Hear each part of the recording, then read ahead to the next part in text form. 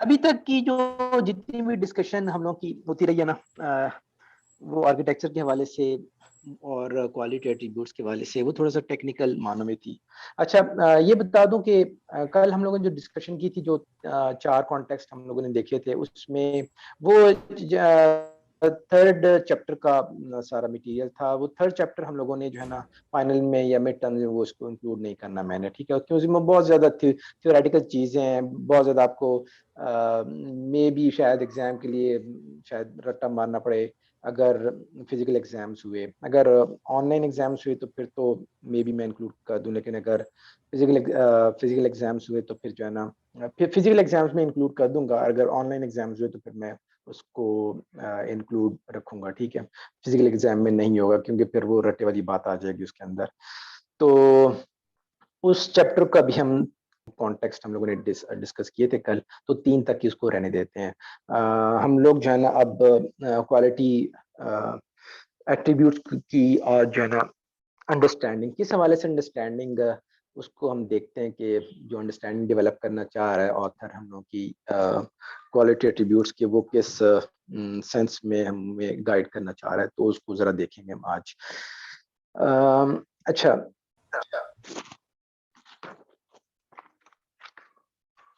हमने quality attribute जो पीछे जब से भी यानी कि हम लोग इस कोर्स में पढ़ते चले आ रहे हैं या डिस्कस करते चले आ रहे हैं, मैंने 12 मरतबा इसको बताया कि ये जो दीज फंक्शनैलिटीज गो बियॉन्ड, यानी कि ये सिस्टम की जो फंक्शनैलिटी से जो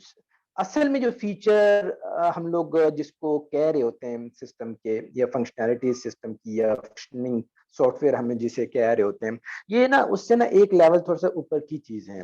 कैसे? और यही से सिस्टम की ना कैपेबिलिटीज और सर्विसेज और उनकी बिहेवियर की जो बेसिक स्टेटमेंट है वो वहीं से बनती है। अब मसला ये है कि दो के फंक्शनैलिटी और क्वालिटी एट्रीब्यूट्स हैं वो एक दूसरे से बहुत ज्यादा क्लोजली रिलेटेड हैं, मगर फंक्शनैलिटी को सॉफ्टवेयर डेवलपमेंट की स्कीम के अंदर ना जरा थोड़ी सी प्रेफरेंस उनको ज्यादा दी जाती है। फंक्शनैलिटी की बात कर रहा हूँ मैं, ठीक है, जो फीचर्स होते हैं सॉफ्टवेयर के, कि सॉफ्टवेयर हमें कर क्या, हमारे लिए कर क्या रहा है सॉफ्टवेयर, ठीक है ना, तो वो फंक्शनैलिटीज में आती हैं। तो उनको ना नॉर्मली लोग सॉफ्टवेयर इंडस्ट्री के अंदर या फिर जो उनके यूजर्स होते हैं, यूज करने वाले, वो उन फंक्शनैलिटी को ज्यादा प्रेफरेंस, ज्यादा वेटेज देते हैं। और लेकिन मसला ये है कि ये जो फंक्शनैलिटी जिनको हम ज्यादा प्रेफरेंस दे रहे होते हैं, इसमें ना शॉर्ट साइटेडनेस है। इसमें ना जरा तंग नजरी से हम लोग इस चीज को लेते हैं, क्योंकि अगर हम देखें ना, और नॉर्मली तो हमें ये होगा कि सॉफ्टवेयर ऑफ्टनली रीडिजाइन किए होते हैं या री इन्वेंट किए होते हैं। अगर मैं आप लोगों से पूछूं तो उसका जवाब क्या मुझे मिलेगा?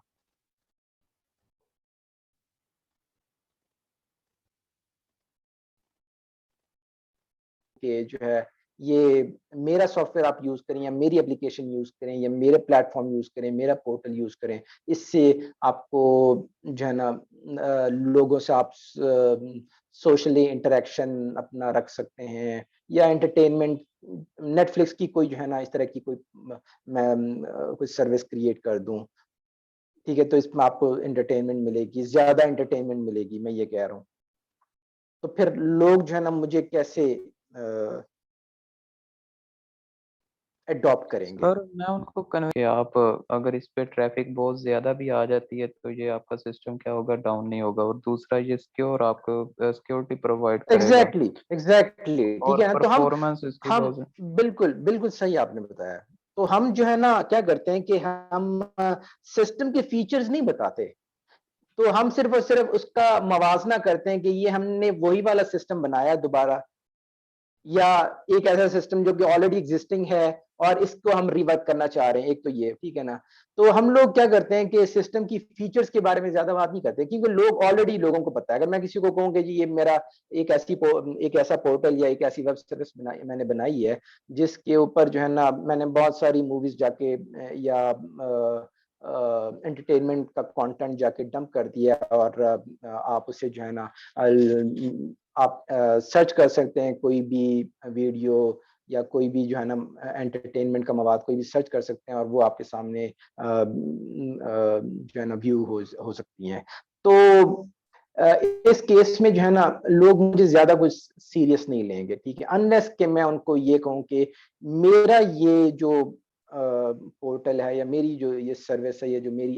एप्लीकेशन है या सॉफ्टवेयर है, वो कैसे मुख्तलिफ है दूसरों से। तो मैं उनको फिर जो है ना सिंपली क्वालिटी एट्रीब्यूट्स के ऊपर लेके आऊंगा, और फिर उनको ये कन्विंस करने की कोशिश करूंगा कि अगर हम लोगों का ये सॉफ्टवेयर यूज करेंगे तो इसमें आप ज्यादा सिक्योरली सर्च कर सकते हैं, आपका डाटा किसी के साथ शेयर नहीं होगा, और इस तरह की जो है ना, या अवेलेबिलिटी आपको 100% जो है ना वो मिला करेगी,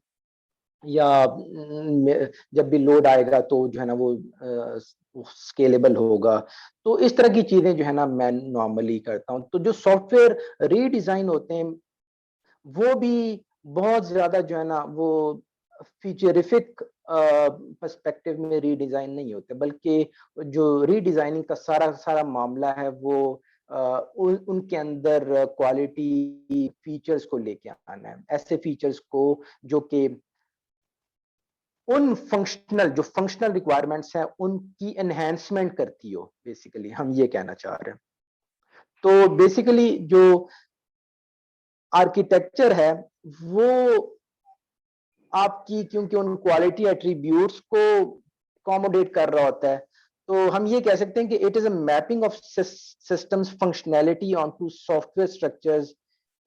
that determines the architect's support for qualities।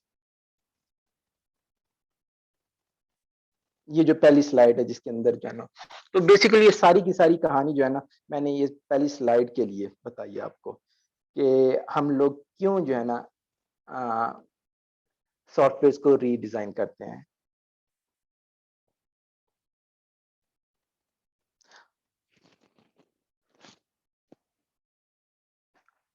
अब आज से पहले हम लोगों ने जितनी भी क्वालिटी एट्रीब्यूट के बारे में जो डिस्कशन किया है ना, वो बड़ा जरा वेग सी हम लोग चीजों को देखते थे, यानी कि बड़ी लूजली हम लोगों ने ना इसकी डिस्कशन की है। क्वालिटी एट्रीब्यूट नाम लेते थे और फिर जो है ना उनके बारे में डिस्कशन होती थी कि ये क्वालिटी एट्रीब्यूट क्या करता है, ये कैसे हम लोगों के सॉफ्टवेयर के साथ जो है ना उसको ज्यादा फीचरिफिक या उसको ज्यादा जो है ना परफॉर्मेंस कैसे इंक्रीज कर सकता है, कुछ इस तरह की बातें हो रही थी। लेकिन असल में क्वालिटी एट्रीब्यूट है क्या, उसको आज हम जरा देख लेते हैं कि क्वालिटी एट्रीब्यूट, हम किस चीज को हम क्वालिटी एट्रीब्यूट कहेंगे और किसको नहीं कहेंगे। तो उसकी हम डेफिनेशन जरा देखते हैं कि क्वालिटी एट्रीब्यूट जो है ना उसको हम डिफाइन कैसे करते हैं। Quality attribute is a measurable और टेस्टेबल प्रॉपर्टी। तो ये आगे जो है ना तीन सवालात हम लोगों ने आगे 2-3 स्लाइड्स के बाद जो है ना वो 3 सवालात हमने अपने आप से पूछने हैं, उसमें जो है ना ये वाला सवाल भी शामिल होगा कि क्वालिटी एट्रीब्यूट जो है एक ऐसी मेजरेबल या टेस्टेबल प्रॉपर्टी है सिस्टम की, जो कि that is used to indicate how well the system satisfies the needs of the stakeholders. के ऐसे फंक्शनल फीचर्स, क्योंकि हमने ऊपर कहा है पहली स्लाइड में अगर आप देखें कि it is a mapping of systems functionality onto software structures that determines the architecture support for qualities. तो ये बात जो है ना यहाँ पे जस्टिफाई हो रही है कि quality attribute is a measurable testable property, एक ऐसी टेस्टेबल प्रॉपर्टी जिसको मैं टेस्ट कर सकता हूँ। अगर मैं टेस्ट नहीं कर सकूंगा तो फिर जो है ना वो मेरा क्वालिटी एट्रीब्यूट नहीं माना जाएगा। और वो किस लिए इस्तेमाल होता है, टू इंडिकेट कि सिस्टम किस तरीके से एफिशिएंटली परफॉर्म कर रहा है, ताकि वो जितने भी स्टेक होल्डर्स हैं उनकी नीड्स को जो है ना वो सेटिस्फाई कर सके।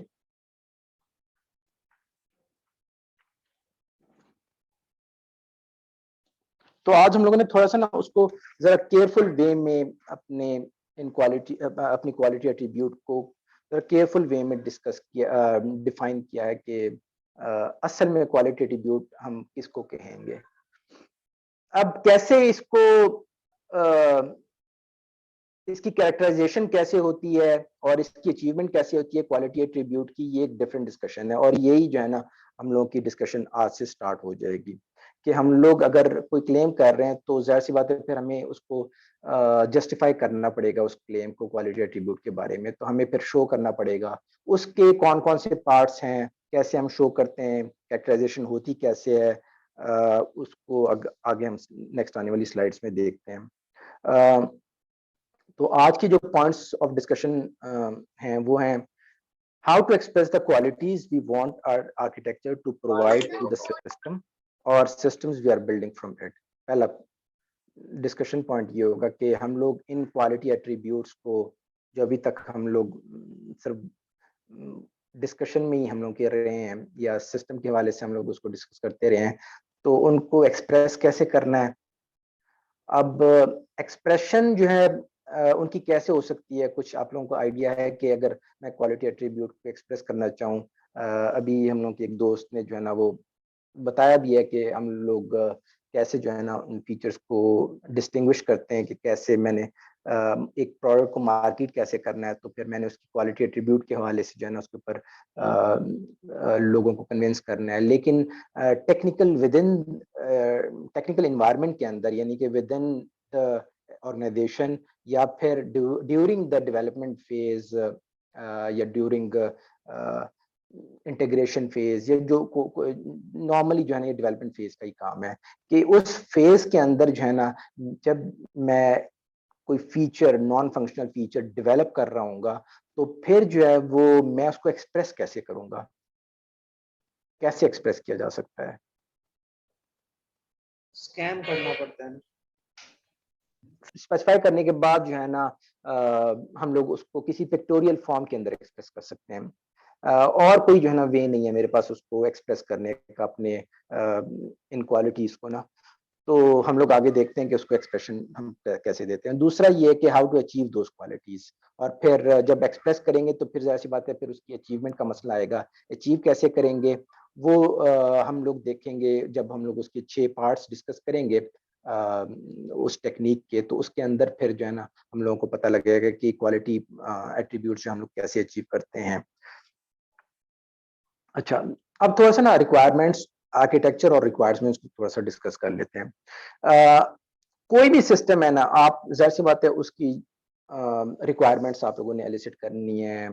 अब रिक्वायरमेंट्स एलिसिटेशन के ऊपर बहुत ज्यादा जो है ना आप लोगों ने मेरे ख्याल में पढ़ रखा होगा कि कौन सी ऐसी टेक्निक्स हैं जिससे आप रिक्वायरमेंट्स गैदर कर सकते हैं। टेक्सचुअल रिक्वायरमेंट्स हैं, मॉकअप्स हैं, एग्जिस्टिंग सिस्टम्स को ऑब्जर्व करने से हो सकती हैं, यूज केसेस बनाने से जो है ना आप लोगों की रिक्वायरमेंट्स सारी की सारी जो है ना वो डॉक्यूमेंट हो सकती हैं। यूजर स्टोरीज हैं, ठीक है, ये सारे ऐसी टेक्निक्स हैं जिससे आप लोग की जितनी भी एलिसिटेड रिक्वायरमेंट्स हैं उनको आप डॉक्यूमेंट कर सकते हैं या उनको शो कर सकते हैं। सिस्टम का बिहेवियर या सिस्टम का फ्लो, ये सारा जो है ना वो फंक्शनल रिक्वायरमेंट्स आप उनकी वहां से शो हो सकती हैं। अच्छा, 3 चीजें जो है ना अब हम लोगों ने functional requirements, quality attribute requirements और जो तीसरी कंस्ट्रेंट्स हैं उनको हम देखते हैं कि वो आर्किटेक्चर के साथ जो है ना उसका क्या लिंक बन रहा है। Functional requirements, these requirements state what the system must do, क्योंकि फीचर्स हैं। अब फीचर्स जो है ना वो हम लोगों ने कहा था कि ऐसे स्ट्रक्चर्स हैं जिनको कोई ना कोई रिस्पॉन्सिबिलिटी असाइन की जाती है। तो आपने अपने आर्किटेक्चर के अंदर इस चीज के बारे में बहुत सारे डिजाइन डिसीजंस लिए होते हैं कि किस तरीके का स्ट्रक्चर बनेगा और उसके अंदर जो है ना कैसे हम लोग उसकी स्ट्रक्चरिंग करेंगे कि ये जो फंक्शनल फीचर है या जो इसकी जो फंक्शनैलिटी है वो अचीव की जा सके। तो यहाँ पे उसने थोड़ा सा यहाँ एक दो चीजें और यूज की हैं जैसे कि स्टिमुलाई और उसका बिहेवियर। वो हम आगे जो है ना जो आने वाली स्लाइड्स हैं उसके अंदर इसको देखते हैं कि वो स्टिमुलस क्या है, उसका बिहेवियर, उस बिहेवियर को हम कैसे देखते हैं और फिर उस बिहेवियर से हमें जो चीज प्रोसेसिंग के बाद मिलेगी वो क्या चीज होगी उसको हम कैसे देखेंगे। उसके बाद क्वालिटी एट्रीब्यूट रिक्वायरमेंट्स हैं। These requirements are qualifications of functional requirements. देखें, आप जब तक अपनी फंक्शनल रिक्वायरमेंट्स आपकी हैं, ठीक है, वो तो फीचर्स हो गए, लेकिन वो फीचर्स जो हैं, अगर मिसाल के तौर पर मैंने अपने सिस्टम के अंदर क्लेम कर रहा हूँ कि वो कोई ना कोई आपको क्वालिटी एट्रीब्यूट देगा, तो इसका मतलब ये है कि वो जो फंक्शनैलिटी है उसने कोई ना कोई ऐसी क्वालिफिकेशन अचीव करनी है कि वो हम लोग के सिस्टम का कोई क्वालिटी एट्रीब्यूट बन जाए। ये आप लोगों को ये बात समझ आई है कि अगर फंक्शनैलिटी आपकी क्वालिफाई नहीं कर रही किसी भी रिक्वायरमेंट को, नॉन फंक्शनल रिक्वायरमेंट को अगर वो क्वालिफाई नहीं कर रही, तो इसका मतलब है वो फंक्शनैलिटी तो है, लेकिन वो आपका आर्किटेक्चर जो है ना वो फेल हो जाएगा, क्योंकि आर्किटेक्चर को हम सिर्फ और सिर्फ जो है ना कह रहे हैं कि वो नॉन फंक्शनल रिक्वायरमेंट से रिलेटेड होगा। तो ऐसी रिक्वायरमेंट्स, ऐसी फंक्शनल रिक्वायरमेंट्स जो कि क्वालिफाई करेंगी ओवरऑल प्रोडक्ट के लिए, तो उसको आप कह सकते हैं कि वो जो है ना हम लोगों की क्वालिटी एट्रीब्यूट की रिक्वायरमेंट्स। उसके बाद कंस्ट्रेंट्स की बात आती है। कंस्ट्रेंट्स में हम लोगों ने सिस्टम के लिए कौन सी टेक्नोलॉजीज इस्तेमाल करनी है, कौन सा इंफ्रास्ट्रक्चर होगा, टीम्स के अंदर कौन-कौन से ऐसे मेंबर्स होंगे, कौन से नहीं होंगे, इन सारों पर कौन से चेक्स लगाने हैं, ये सारी कंस्ट्रेंट्स के ऊपर ये चीजें आती हैं कि हम लोगों ने अपने सिस्टम के ऊपर क्या चेक्स लगाए हुए हैं, कौन सा सिस्टम जो है ना मेरे लिए कौन से इन्वायरमेंट में काम करेगा, कौन से इन्वायरमेंट में काम नहीं करेगा, कितने इवेंट्स तक वो या कितने लोड तक जो है ना वो सिस्टम अपने स्ट्रक्चर को बरकरार रखेगा, उसके बाद जो है ना उसको मजीद कुछ और सिस्टम्स दरकार होंगे उसको रन करने के लिए। सर